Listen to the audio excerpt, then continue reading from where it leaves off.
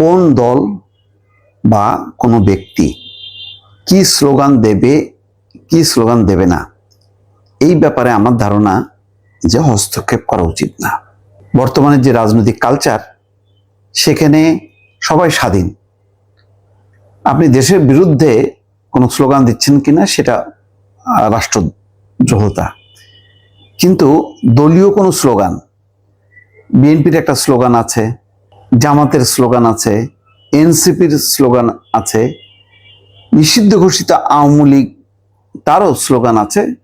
কোনো ব্যক্তি যদি কোনো স্লোগান দেয়, এটাকে আপনি থামাইতে পারবেন না। কোনো গোষ্ঠী যদি স্লোগান দেয়, থামাইতে পারবেন না। দর্শক, এই কথাগুলি বলার কারণ, দুইটা খবর দেখে আমি এই কথাগুলো বলছি। জানা যায় জয় বাংলা স্লোগান কার্যক্রম নিষিদ্ধ, আওয়ামী লীগের 19 কর্মী কারাগারে। তার মানে ওই যে ইঞ্জিনিয়ার মোশাররফ হোসেনের জানা যায় যখন নাকি লাশটা তোলা হচ্ছিল, মানে জানাজার শেষে, তখন উপস্থিত নেতাকর্মীরা জয় বাংলা, জয় বঙ্গবন্ধু স্লোগান দিয়েছে। সেখান থেকে জয় বাংলা শব্দটা ধরা হয়েছে। এই খবরের পাশাপাশি আরেকটা দেখছি যে বক্তব্যের শেষে জয় বাংলা স্লোগান মুক্তিযোদ্ধাকে ক্ষমা চাইতে বাধ্য করার অভিযোগ। একজন মুক্তিযোদ্ধা, প্রবীণ মুক্তিযোদ্ধা, বীর মুক্তিযোদ্ধা মিজানুর রহমান, এই ঘটনাটা নওগাঁর নিয়ামতপুর উপজেলায় একটি সভায় বক্তব্য শেষে জয় বাংলা, জয় বঙ্গবন্ধু স্লোগান দেওয়ায় এক বীর মুক্তিযোদ্ধাকে লাঞ্ছিত এবং প্রকাশ্যে ক্ষমা চাইতে বাধ্য করার অভিযোগ উঠেছে। বৃহস্পতিবার দুপুরে উপজেলার হাজীনগর ইউনিয়ন পরিষদে এই ঘটনা ঘটে। এই ঘটনায় স্থানীয় মুক্তিযোদ্ধা সহ বিভিন্ন শ্রেণী পেশার মানুষের মধ্যে তীব্র ক্ষোভ এবং উত্তেজনা ছড়িয়ে পড়ে। এই বীর মুক্তিযোদ্ধার নাম মিজানুর রহমান। আলাউদ্দিন নামে যুব দলের কর্মী পরিচয় দেওয়া এক ব্যক্তি এবং সহযোগীদের বিরুদ্ধে এই মুক্তিযোদ্ধাকে লাঞ্ছিত করার অভিযোগ আনা হয়। আলাউদ্দিন হাজীনগর ইউনিয়নের মাকলাহাট গ্রামের বাসিন্দা। এই ঘটনা দ্রুত তদন্ত করে ব্যবস্থা নেওয়ার দাবি জানিয়েছে বীর মুক্তিযোদ্ধা এবং সচেতন মহল।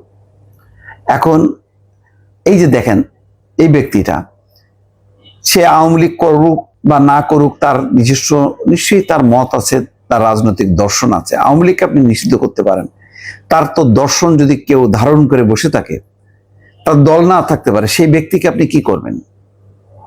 এখন আওয়ামী লীগ দল হিসেবে নিষিদ্ধ, কিন্তু আওয়ামী লীগের লোকজন মানে তারা কি নিশ্চিহ্ন করে দেবেন, নির্মূল করে দেবেন, ফাঁসিতে ঝোলায় একেবারে মানে কি বলবো, কোনো চিহ্ন রাখবো না? এটা হয় কোনোদিন? এটা হয় না। এটা গণতন্ত্র না। কারণ এই গণতন্ত্রে এখন আমরা দেখছি যে প্রতিহিংসার রাজনীতির চর্চা বন্ধ। তারপর দেখেন ওই যে ঘটনাটা, পুলিশের হাতে গ্রেপ্তার, কার্যক্রম নিষিদ্ধ আওয়ামী লীগের কয়েকজন কর্মী।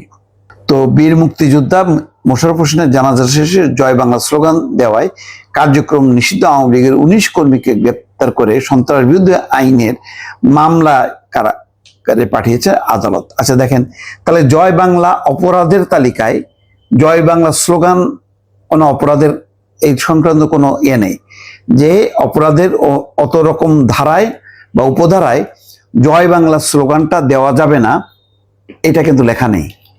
আপনাকে কি করতে হলো? সন্ত্রাস বিরোধী আইনের মামলায় কারাগারে পাঠাইছে। তাহলে সন্ত্রাস বিরোধী আইনের সাথে এই জয় বাংলা স্লোগান দেয়াটাকে আপনি কিভাবে মিলাবেন? সন্ত্রাস বিরোধী আইনের কি কোনো ধারা উপধারায় আছে যে সেখানে জয় বাংলা স্লোগান দেওয়া যাবে না? এটা হচ্ছে আপনি গায়ের জোর খাটালেন, ক্ষমতার অপব্যবহার করলেন, আইনের অপপ্রয়োগ করলেন। বিএনপি যেহেতু একটা রাজনৈতিক দল, যে ভুলগুলো করে আসছে আওয়ামী লীগ, তার পুনরাবৃত্তি হবে না। তাহলে এখন বিএনপিকে সিদ্ধান্ত নিতে হবে যে সবাই যার যার স্লোগান দিক। ইনকলাব জিন্দাবাদ বলছে না এনসিপি, এটা তো আগে ছিল না, এখন আমদানি হয়েছে। জামাত বলছে নারায়ে তাকবীর, আল্লাহু আকবার। এখানে কি কোনো সমস্যা আছে? সমস্যা নেই। বাংলাদেশ জিন্দাবাদ, এই স্লোগানে সমস্যা আছে? এটা বিএনপি স্লোগান, নেই স্লোগানে। তাহলে জয় বাংলার স্লোগানটা হবে কেন? জয় বাংলার যদি ধরেন পুরনো যদি ইতিহাস টান দেন, তাহলে কিন্তু এক ধরনের আপনার ইতিহাসের বাধ্যবাধকতা আছে। সেটা হচ্ছে কি, মুক্তিযুদ্ধের সময় তখন দল মত নির্বিশেষে ওই সময় যারা যারা মুক্তিযুদ্ধে অংশ নিচ্ছে সেই সময়ের জনপ্রিয় স্লোগানই ছিল জয় বাংলা। তাহলে আজকে আওয়ামী লীগ এটাকে করায়ত্ত করছে, সেই জন্য এটা এখন অপরাধের স্লোগান। এটা হইতে পারে? আওয়ামী লীগ তো স্বাধীনতা মুক্তিযুদ্ধকেও করায়ত্ত করছে, দলীয়করণ করছে। এখন স্বাধীনতা মুক্তিযুদ্ধের পক্ষে থাকাটা কি অপরাধ হবে? অপরাধ তো হবে না। সুতরাং এটার একটা রাজনৈতিক সিদ্ধান্ত নেওয়া উচিত, নতুবা মানুষের মধ্যে প্রতিক্রিয়া হবে, রাজনৈতিক মহলে অযথায় নিন্দা করাবে বিএনপি। আসসালামু আলাইকুম এবং আদাব। আজ ভীষণ দুঃখের একটা দিন। গতকাল বুধবার সকাল 10টায় হাসপাতালে আইসিইউতে চিকিৎসাধীন থাকা অবস্থায় ইঞ্জিনিয়ার মোশাররফ হোসেন মৃত্যুবরণ করেছেন। ইন্না লিল্লাহি ওয়া ইন্না ইলাইহি রাজিউন। আপনারা সবাই ইঞ্জিনিয়ার মোশাররফ হোসেন সম্পর্কে জানেন। বঙ্গবন্ধুর একজন নিবেদিত কর্মী, বঙ্গবন্ধুর রাজনৈতিক সহচর, বাংলাদেশ আওয়ামী লীগের প্রেসিডিয়াম সদস্য, জননেত্রী শেখ হাসিনার বিশ্বস্ত সহযোদ্ধা, চট্টগ্রাম 1 মীরসরাই আসন থেকে 6 বারের নির্বাচিত সংসদ সদস্য, 1970 সালে প্রাদেশিক পরিষদের সদস্য হিসেবে নির্বাচিত হয়েছিলেন। তারপরে 2018 সাল পর্যন্ত মোট 6 বার তিনি সংসদ সদস্য নির্বাচিত হয়েছেন। দীর্ঘ বর্ণাঢ্য রাজনৈতিক জীবন ছিল তার, কিন্তু এই বার্ধক্যে এসে তিনি 83 বছর বয়সে মারা যান। কিন্তু 2024 সালের অক্টোবরে এই ফ্যাসিস্ট ইউনূস সরকার, খুনি ইউনূস সরকার তাকে মিথ্যে একাধিক মামলায় বন্দী করে এবং প্রায় 8 মাস কারাগারে থেকে তিনি ভীষণ অসুস্থ হয়ে পড়েন এবং তখন তাকে আইসিইউতে রেখে চিকিৎসা দেওয়ার প্রয়োজন হয়েছিল। যাই হোক, অনেকটা মানবিক গ্রাউন্ডেই বলা যায় তাকে জামিন দেওয়া হয়েছিল। তারপর থেকেই তিনি একাধিক জটিল রোগে ভুগছিলেন এবং গতকাল তিনি আমাদের ছেড়ে চলে গেছেন। বর্ণাঢ্য রাজনৈতিক জীবনের কথা বললাম। তিনি চট্টগ্রাম থেকে ম্যাট্রিক এবং এইচএসসি পাশ করেছেন এবং লাহোর ইঞ্জিনিয়ারিং ইউনিভার্সিটি থেকে 1966 সালে মাইনিং ইঞ্জিনিয়ারিং এ গ্র্যাজুয়েশন করেছিলেন। আমরা যে ইঞ্জিনিয়ার মোশাররফ হোসেন বলি, তিনি মাইনিং বিষয়ের একজন প্রকৌশলী ছিলেন। লাহোরে থাকাকালীন পূর্ব পাকিস্তান ছাত্রদের নিয়ে একটা সংগঠন ছিল, পূর্ব পাকিস্তান ছাত্র পরিষদ, সেটির সভাপতি হিসেবে তিনি দায়িত্ব পালন করেছেন। 1966 সালে তিনি ইঞ্জিনিয়ার হন এবং 1966 সাল হলো 6 দফার বছর। 7 জুন বঙ্গবন্ধু 6 দফা প্রণয়ন করেছিলেন এবং লাহোরে থেকে তিনি 6 দফার পক্ষে জনমত গঠন করেছিলেন এবং তিনি 6 দফার পক্ষে একটি বিশাল সমাবেশে সভাপতিত্ব করেছিলেন। স্বাধীন বাংলাদেশের যে সংবিধান প্রণয়ন করা হয়েছিল, সেখানে যেসব সংসদ সদস্যরা ছিলেন তার মধ্যে তিনি একজন। বাংলাদেশের প্রথম সংবিধানের স্বাক্ষরকারীদের তিনি একজন।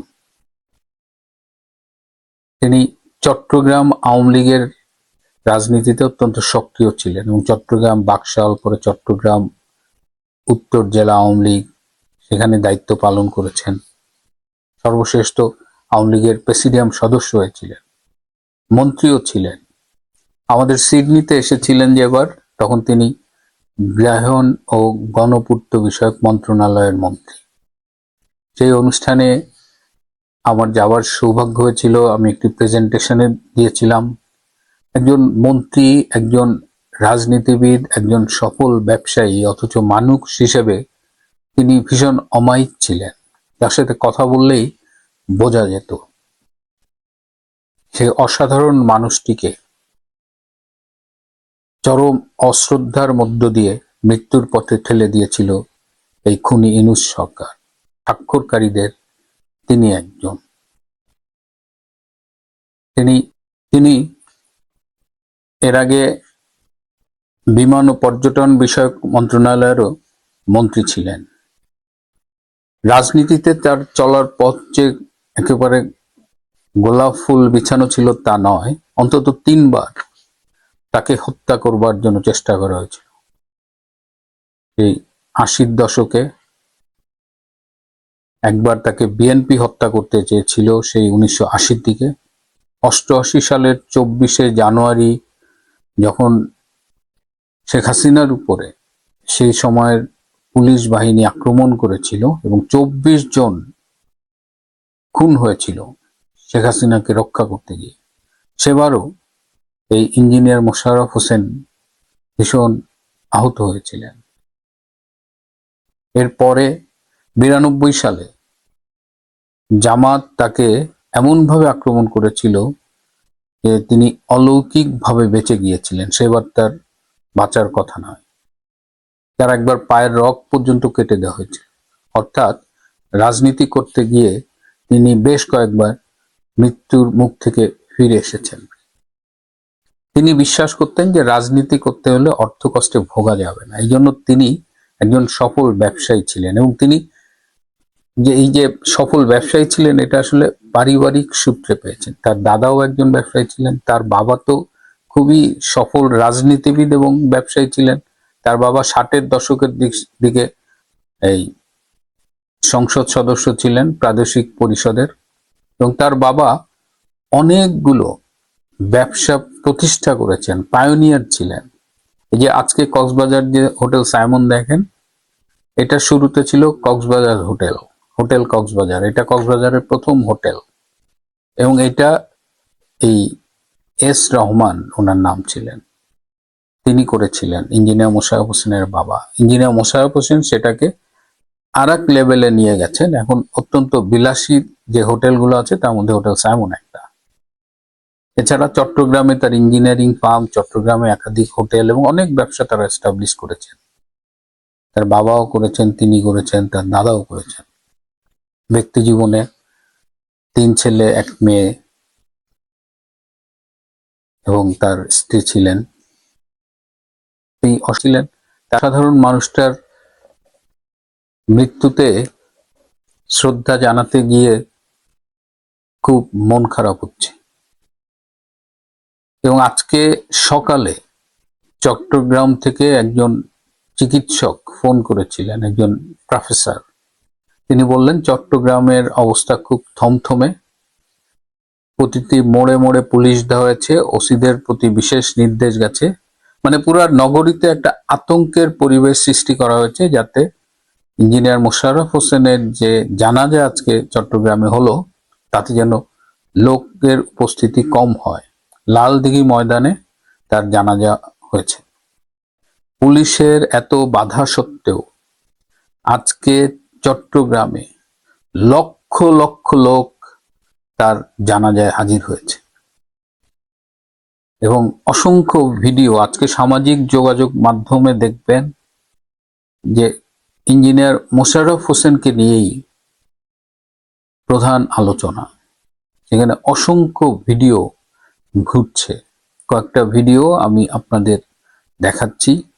তবে ওনার এই জানাজার বিষয়ে আরো কিছু কথা বলতে গিয়ে আমি একটা ছোট্ট ভিডিও ক্লিপ দেখাই। এই ভিডিও ক্লিপটা একটু দেখেন। আওয়ামী লীগের কাফন কেনার টাকা পাওয়া যাবে না, কবর দেওয়ার মাটি পাওয়া যাবে না, কোন হুজুর জানাজা পড়বে না।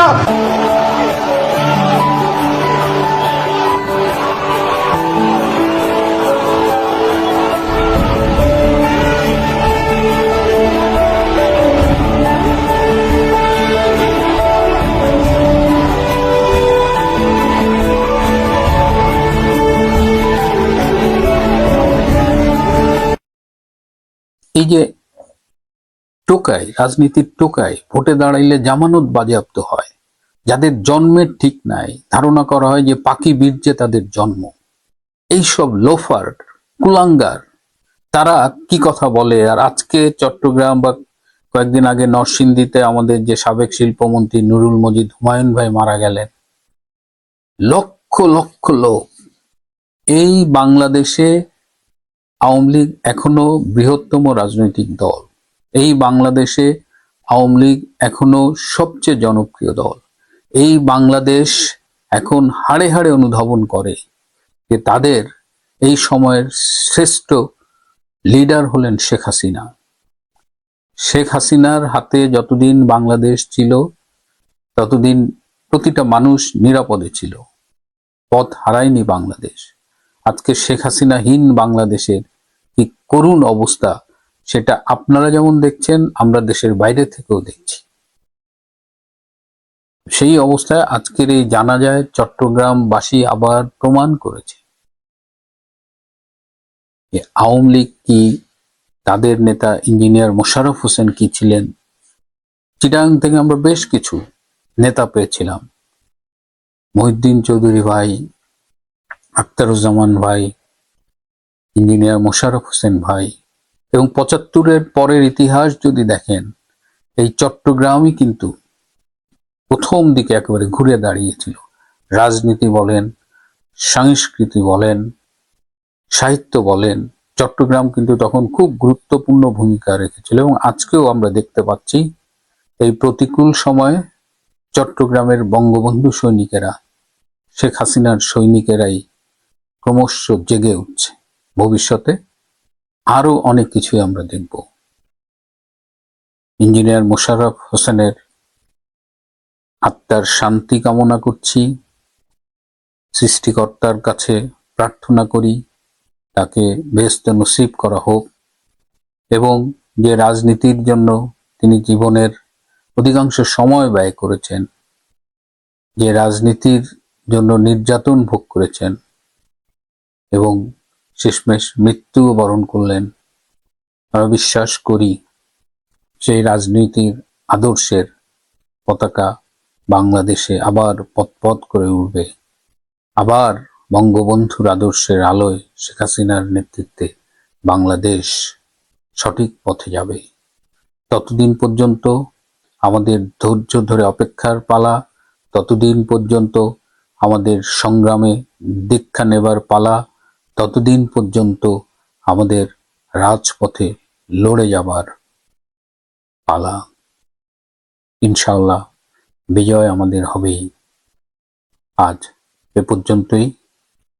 শত প্রতিকূলতায়ও ভালো থাকতে হবে, সুস্থ থাকতে হবে, নিরাপদে থাকতে হবে। জয় আমাদের অবশ্যম্ভাবী।